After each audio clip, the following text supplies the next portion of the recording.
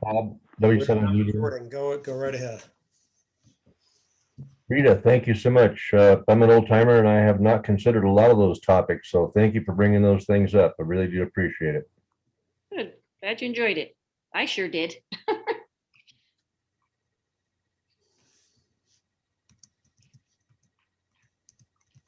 So I'm curious, who mentioned, I'm looking through my notes, I think it was Wes, if you're still there, you said you have a Go box with talk more That's, about, was it a 50-watt mobile? 25 watt, Rita. Oh. What I'll do, I'll talk to Barry. I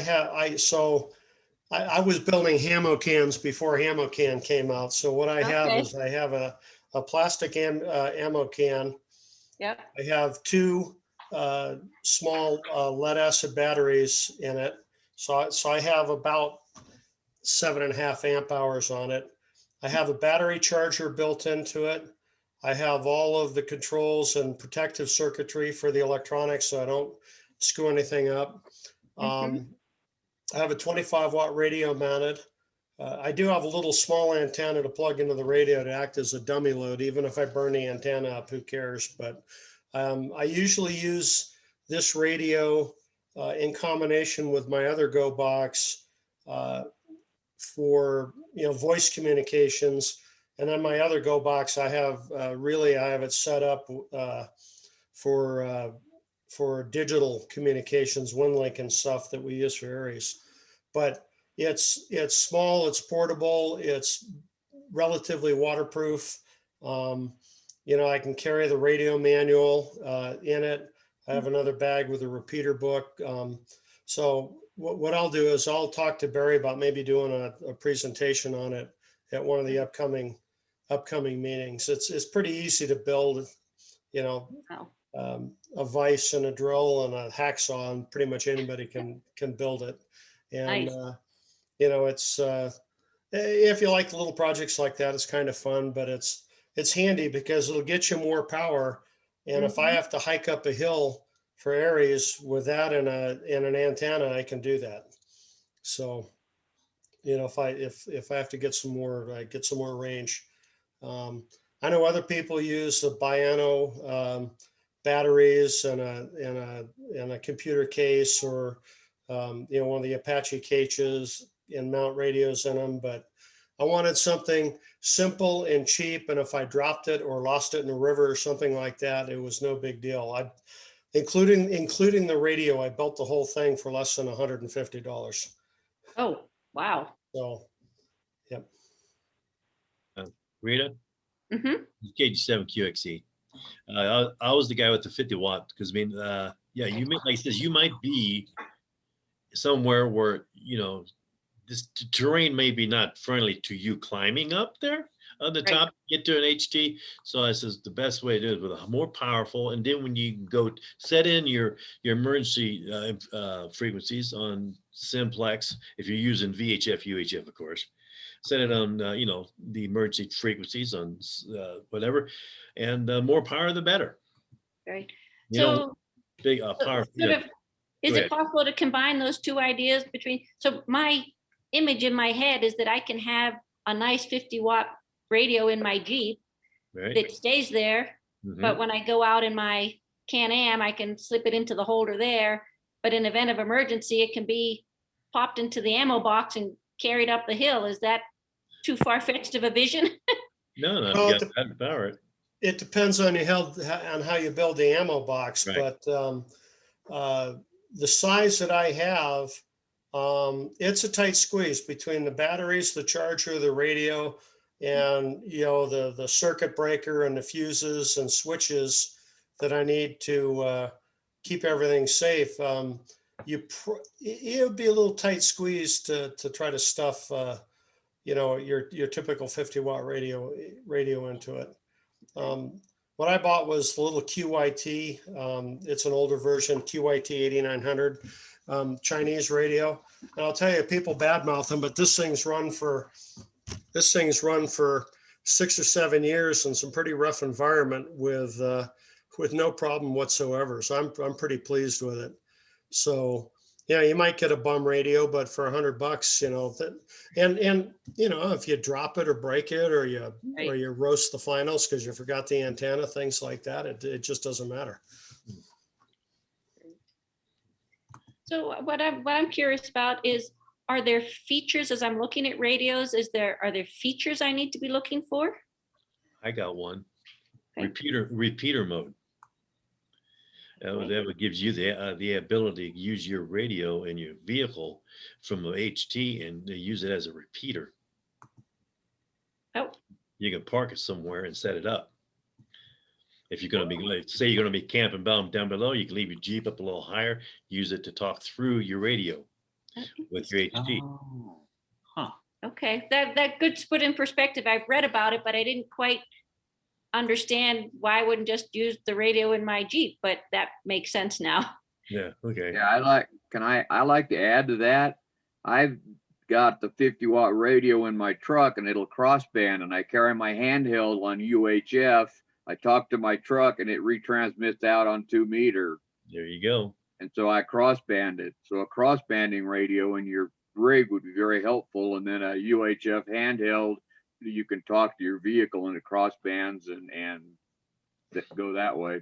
Versatility. Curious on that. Why would you talk to the vehicle on UHF instead of just VHF? Because I'm out hunting or whatever, and my truck is parked in my hunting camp or whatever, and I know where it is, and it's just easier to keep the interference and stuff away. As I talk to my truck on 440 and it crossbands out on 2 meters and 50 watts. Correct. It's because of interference. There's less It interference just on keeps it UHF. cleaner. It's Yeah. just cleaner. So it has to do with technology. It's kind of hard to get a VHF 2-meter rig to be a repeater in itself without a full duplexer system set up and all that kind of good stuff. So And if I stealth Suburban, I don't do that. Yep. The other thing to remember about it, doing that is you still fall under the repeater rules, where Correct. you need to be able to disable that remote repeater, or access point as it's commonly called, in 3 minutes. So it is a good way of doing it. A lot of people do it, and a lot of people hike much further away than that, but it does fall under the repeater rules for FCC. So Oh yeah. yeah. Yeah, it doesn't get you out of any rules. You still have to follow all the rules, but I use it mainly when I'm hunting, and I could be miles away from my rig, but it's parked where, up usually on a ridge top or somewhere, because you don't, the deer don't come to your damn vehicle. You got to find them and drag them there. So you're usually pretty far away, and I don't use it for just conversation. It's just, I have it. Understood. Yeah, that's what most people do. And I totally agree. The rule is crazy, but it's there. So Yeah. you gotta kind of watch out for it. Oh yeah. And read is some things if you're not familiar with PL tones. So those are, so you would set a kind of a non-standard PL tone if you want, to make sure people aren't accidentally jumping into your cross-band repeater.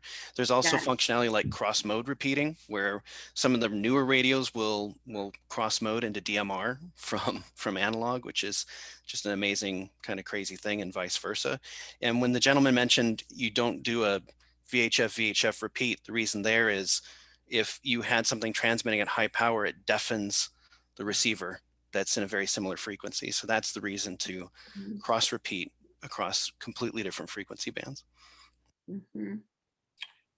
My theory on the whole idea of this is to start with what is going to always work, and then work your way up the list to what would work if you were in the right location. And so, I go back to my HF. It has the highest probability of always working. But if you're within range of a repeater, obviously you go to that. The access point mode works very good, David. As David has mentioned, it works very well. And that's a great option. If your vehicle's within range of a repeater, but you know you're going to be hiking to an area that's not, that can solve that problem. The other thing that a lot of people just don't get, well, they don't want to admit that a cell phone's a radio. Okay. And because of that, they leave out the radio. The cell phone is a potential radio. And it definitely does work. And there are amplifiers, amplifying antennas that are totally directional that work extremely well. And you'll pick up a 1-bar signal, amplify it, your phone will see 5 bars, and you will get out on that. And the other thing is a sat phone. If you can have it on a one-time use type situation for emergencies only, and they're very, very good. You'll never, well, except in extremely terrible weather conditions, the sat phone will almost always work. So those are a couple of other options for your list. Right. And I agree with that in terms of the highest probability, but another feature with the crossband repeating is, let's say you're out with a group, you know, say you're out camping, you've got 10, 20 people, and if they're licensed, then you can have your own kind of little repeater locally and have, you know, pretty good ability to talk between yourselves. Yeah, one thing people talked about it was practice, and one of the things that I want to do and might do it today is there's Summits on the Air. I don't know whether you're familiar with that. Basically it's not a contest, but you can go to different summits. It's run out of the UK, and there's an app on the phone, and you go to the summit and you have to make 4 contacts and log those contacts, and you get points for activating a summit. And if you get 1,000 points, you become a mountain goat and things like that. It's a fun kind of way to practice, right? But it gets you out. Like, I'm going to go over to Scott Peak at Alpine Meadows, you know, backcountry ski up there, and try and activate that today on my handheld. And maybe if any of you are listening, I'll get some contacts from you. So again, it's that I want to practice. I'm super new at this, trying to figure it out as well. But you know, like, you know, there's a lot of people here that have a lot of practice. You and I probably don't. So, you know, that's probably the biggest thing, is getting out there and trying it and saying, hey, I know I can make contacts now on Scott Peak, or I can make contacts and I can hit this place or that place. One caveat is you can't do repeaters. You have to do simplex. For it to count with SOTA, you can't be hitting repeaters, but you can call up people on the repeater and say, hey, go over to, you know, 146.52 or 50, Right. and make your contacts. Wow. Okay. Yeah. No, I've been practicing when I'm out manually programming to the local repeater, you're looking it up in repeater book, and I can often hear the repeater. So I've probably been guilty of kerchunking, or I've been trying to call out, but I know I'm on the repeater because I hear the tone, but nobody seems to hear me. Is that because I'm just on my little handheld? Is that common that you can hear the repeater, but you can't speak out? That could be, yeah, that could be it. You got to power up, like around here, I recommend everybody use 5 watts, because we got the hills and you got too much dirt around you at Yes. times. Unless you're down in Reno, the flats down there, this is, Right. you do a better job, but that could be. It says sometimes your settings are off. You know, if you don't have the right PL tone, you might be close to it, but it's not quite. You're putting out something. Maybe no one's coming back because they really can't hear you till you get the right PL tone. And make sure you're right. Yeah, and also the offset. You might have, you know, your offsets, depending on what it is. This is 146 down is minus, 147 up is plus.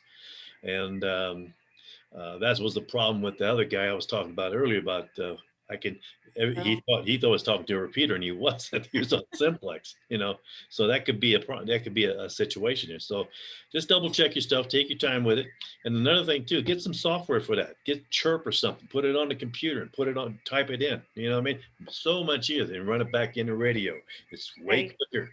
It is, and I use Chirp and I'm pretty good at it, but I don't tend to have my computer with me when I'm out in the field. This is true. Well, I take mine out in the field with me. I'm a solar guy, you know what I'm saying? So yeah, I used to be a generator guy. Now I'm a solar guy. So, Oh, yeah, and it covers, I take my computer everywhere. It all depends what kind of system you use. Like I says, I use 180 watts and I use a 891 HF and a computer. So, and I got that running all the way through my contesting and whatever I do out there, and works fine.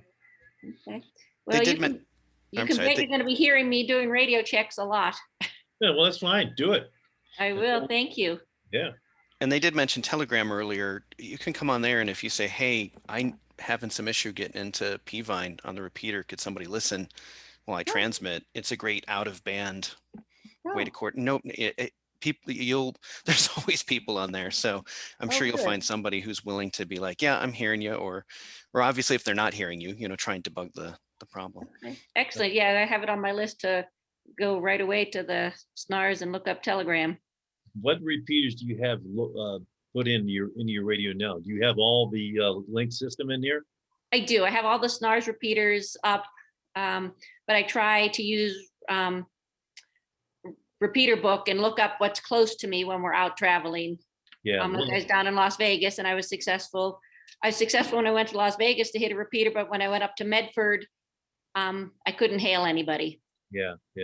It's like I said, you might have when you go someplace that you've not been, try to get a bunch of them on your system there. That way, one of them's going to work. You know what I mean?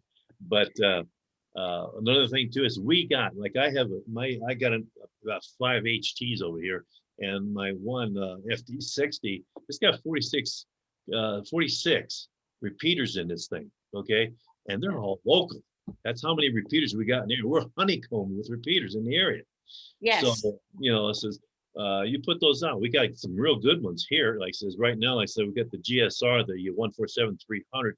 It's an excellent local repeater in the area. Says it is an IRLP repeater. It's just not linked to the internet yet. Huh. Anyway. So to me, that's a whole big topic, is this repeaters linked to the internet and what capabilities does that bring? Yep. We do have,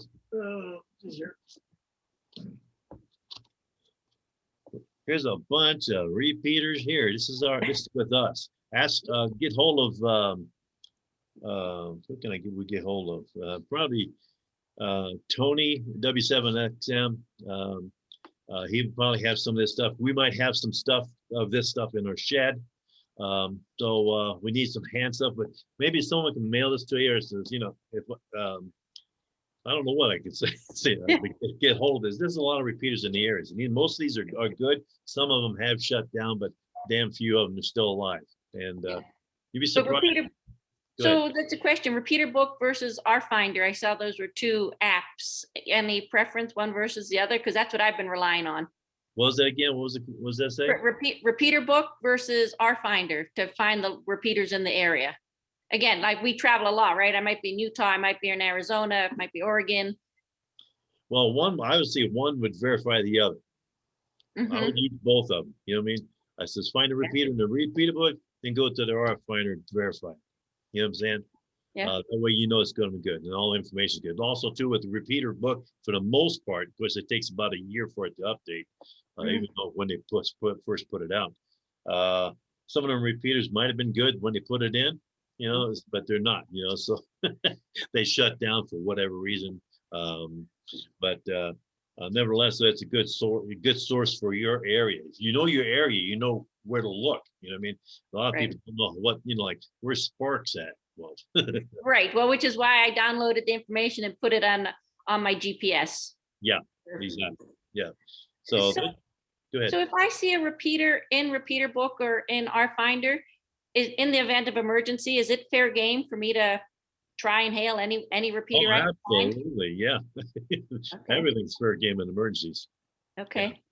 So, okay. And so my next question was, so I am the type to be prepared. I like to try to make contact ahead of time before I need it in an emergency to make sure it's programmed. What about that protocol? Is it okay to say, hey, I'm traveling in the wilderness. This will be my emergency contact. Is there anybody listening? They do that all the time. And I would recommend, especially when you're out of the area. Yeah. Okay. Because I've been hesitant to just start hitting repeaters because I don't know if that was allowed.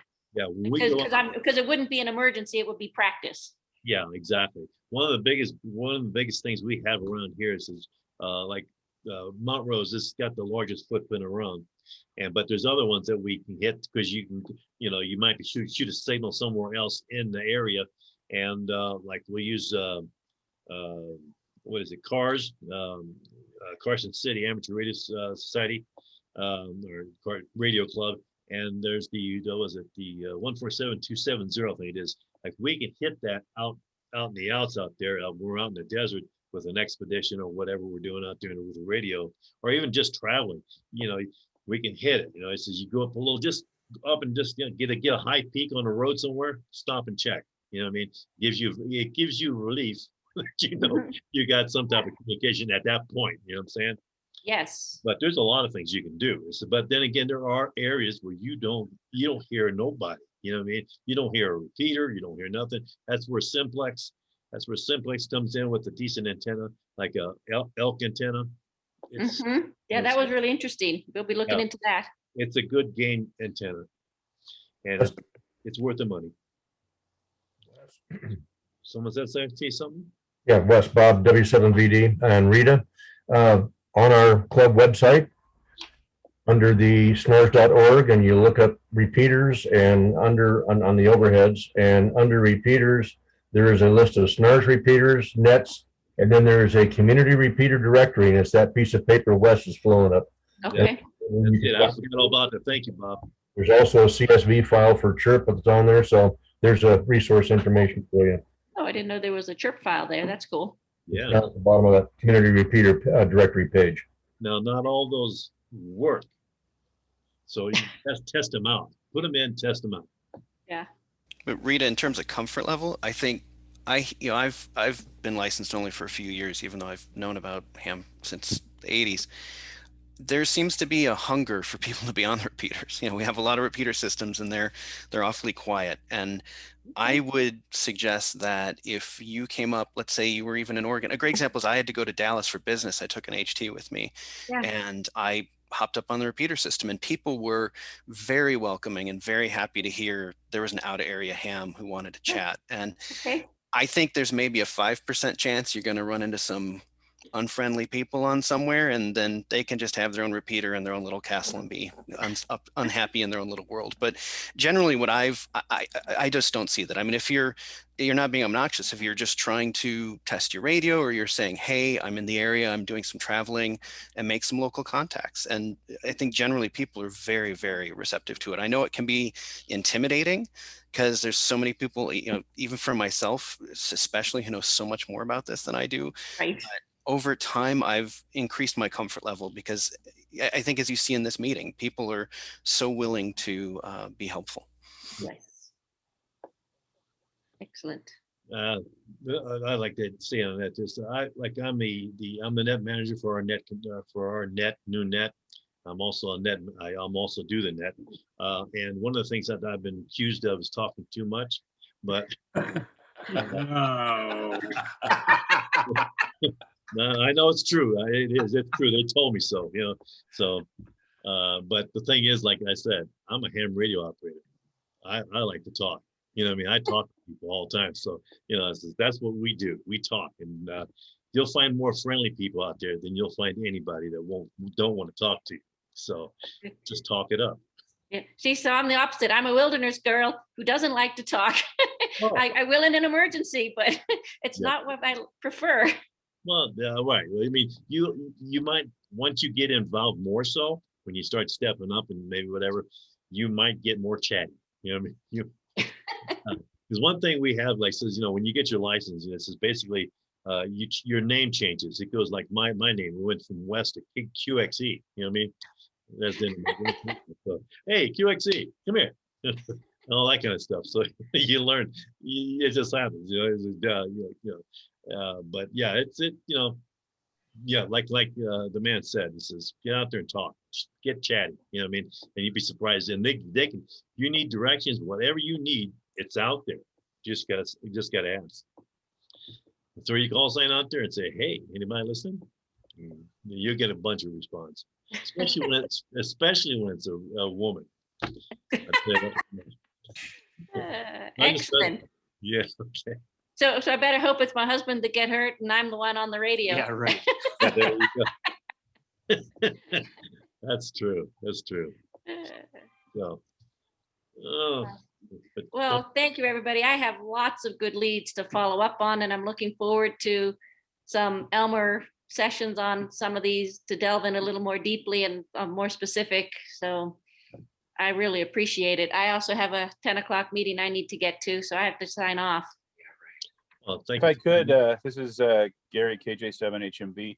I just wanted to add one more thing since you're new to the area. There's a couple of groups that are volunteer that are really active when you're out off-road. One of them is Nevada 4x4 Rescue, and the other one is the 775 Rescue. Telling me one's flickering.